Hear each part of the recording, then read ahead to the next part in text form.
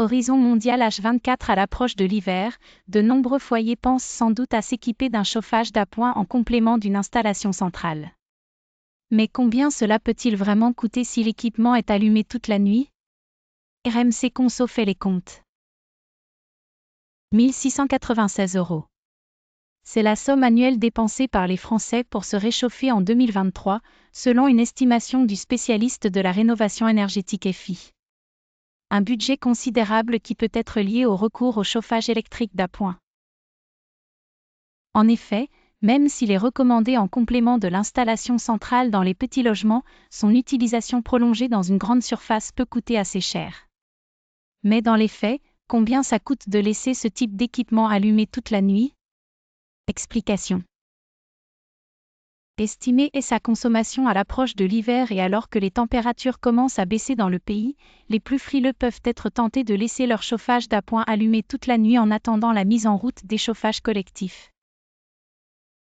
Et pour calculer le prix de revient d'une nuit de chauffe, il suffit de connaître les 3 informations suivantes et de les multiplier: la puissance du chauffage d'appoint en kW x le prix du kilowatt par heure appliqué par votre contrat d'électricité x le nombre d'heures d'utilisation.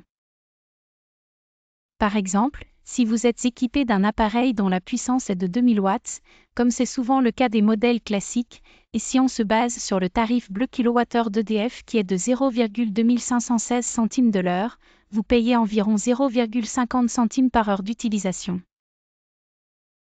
À l'échelle d'une nuit de 8 heures, cela représente environ 4 €. En faire une utilisation appropriée comme son nom l'indique, le chauffage d'appoint n'est pas une solution de chauffe permanente. Pour cause, il consomme plus qu'un bon système de chauffage central fonctionnant à partir d'une chaudière ou d'une pompe à chaleur, avance le spécialiste en rénovation énergétique FI. Ainsi, son utilisation est plutôt conseillée sur une durée plutôt courte et dans des petites surfaces qu'on souhaite réchauffer rapidement. Il peut constituer un très bon complément lorsque vous avez besoin de chaleur rapidement avant votre douche, avant de changer bébé ou dans une pièce rarement occupée par exemple, avance Total Energies.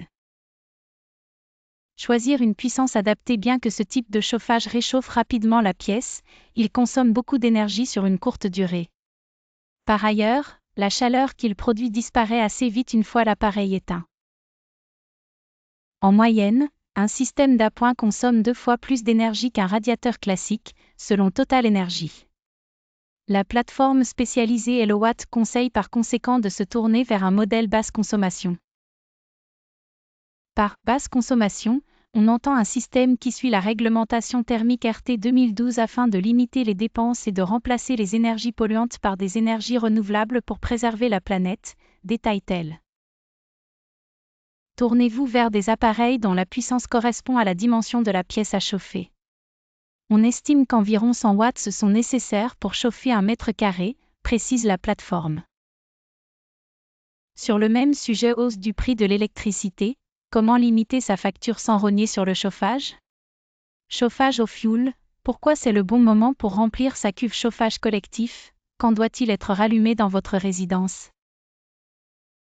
Si vous trouvez que votre chauffage d'appoint n'est pas efficace, même dans une petite pièce, cela signifie que votre logement est mal isolé. La chaleur s'échappe par conséquent beaucoup plus vite et vos factures flambent.